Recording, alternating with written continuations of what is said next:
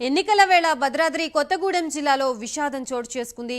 అశ్వారావుపేటలోని Nehru Nagar polling బూత్లో విధులు నిర్వహిస్తున్న శ్రీకృష్ణ అనే ఉద్యోగి గుండెపోటుతో చనిపోయారు. మృతుడు కొత్తగూడెం జిల్లా చుంచుపల్లిలో సీనియర్ అసిస్టెంట్గా పనిచేస్తున్నారు. శ్రీకృష్ణ మృతితో పోలింగ్ బూత్ వద్ద విషాద ఛాయలు అలుముకున్నాయి.